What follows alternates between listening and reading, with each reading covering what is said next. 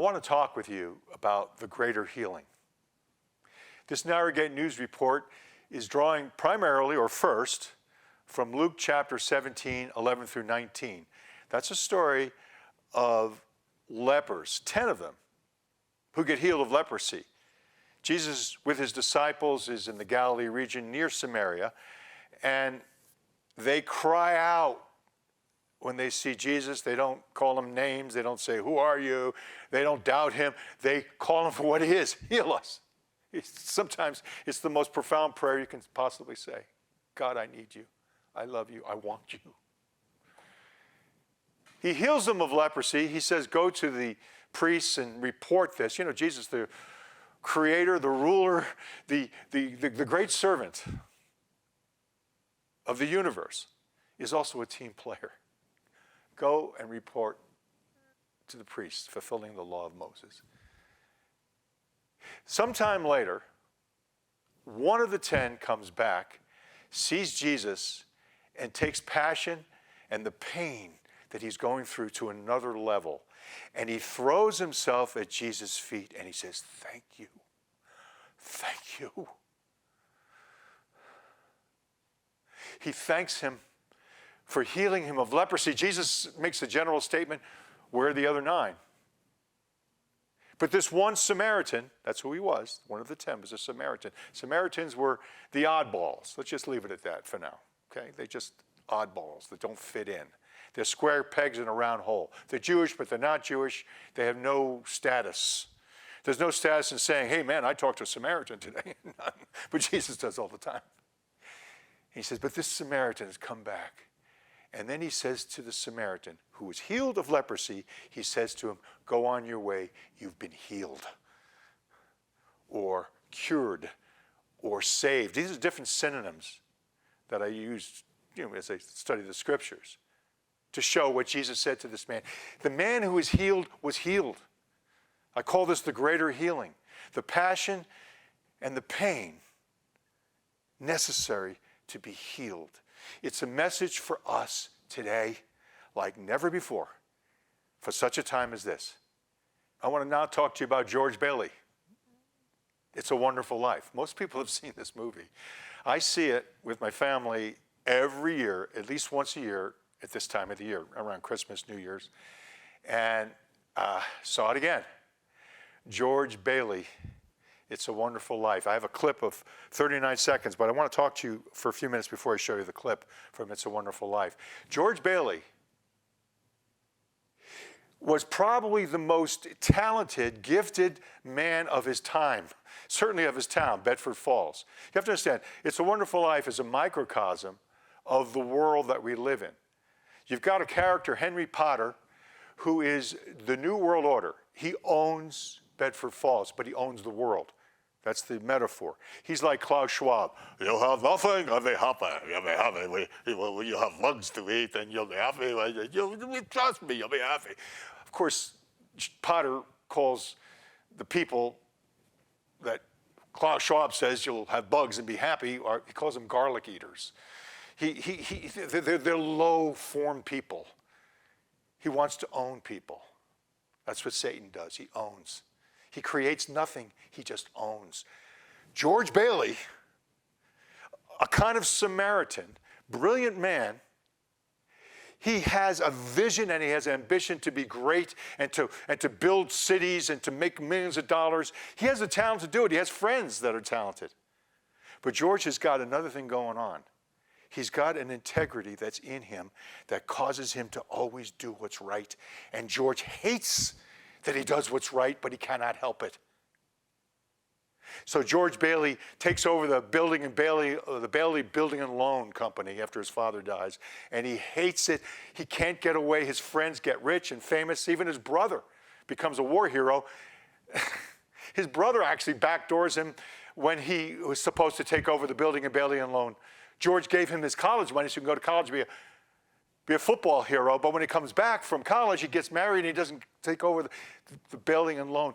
George lets his brother go. He loves everybody, but down deep, he's bitter and angry and frustrated. A great scene, he has a scene with Potter. Potter finally says to him, George, George, you beat me at my own game. You beat me, George. You beat me, George. I want to hire you. The truth is, Potter has in his office congressmen. He says, tell the congressman to wait. But he has to talk to George. The only threat to the New World Order is the nobody George Bailey, the Samaritan. That's who George Bailey is. He says, George, I want you to, and he gives him an offer. And George is about to be bribed.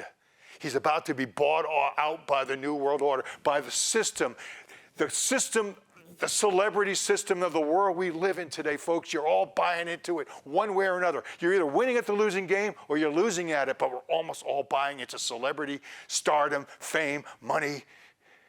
It's callous.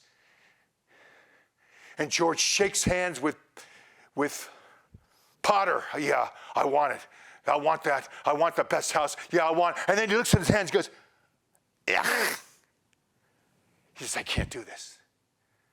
I will never take your bribe. And that's a turning point because he becomes the enemy number one to the New World Order, to Potter. But George Bailey walks away.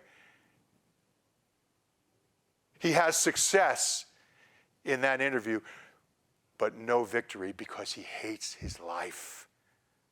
He's another version of how the New World Order owns you. You can be angry, you can hate the vaccinations, you can hate what they're doing. They support both sides of the wars. You can hate it, you can despise it, but you might not have victory. I want to show you this clip, 39-second clip, where George Bailey finds the victory that only God can give. Let's watch it right now. Only 39 seconds. Thank you.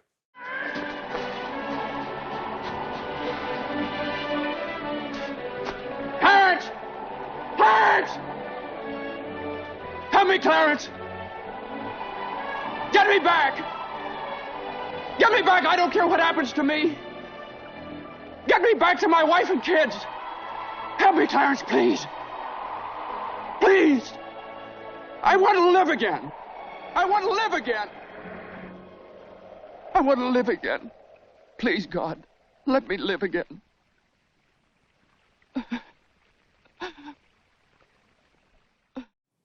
So, the famous bridge scene. Oh, God, I want to go back. I want to go back. I want to go back. Please let me go back. George is facing a jail sentence. His passive brother, Uncle Billy, another way of dealing with the New World Order and the world we live in, you become passive to it, we kind of afraid of it. And he hands Potter $8,000, which is their final budget for the end of the year. He hands it to him, and he doesn't even remember that he gave the money to Potter. And Potter, who's so dishonest, he's a type of Satan. He's so dishonest, sees his leverage to destroy George Bailey and the Building Bailey and Loan, which is the only threat to him. The integrity of average people. George is taking the blame, throwing things around in his house, shows all the anger that he's been storing up all these years. He gets himself completely drunk, and then he meets Clarence, the angel, who shows him what his life would be like if he was never born. So George gets to see what his life would be like if he was never born. I don't think that's the thing that changed George. But he does see what his life would be like if he was never married to his wife, if he never saved his brother from the ice accident, he never was there to hold his mother. All the people that kind of gave him moderate support, he loved them. He goes back. He says, God, I just want to go back. I don't care if they put me in jail. And that is exactly where that scene ends. And that's the victory.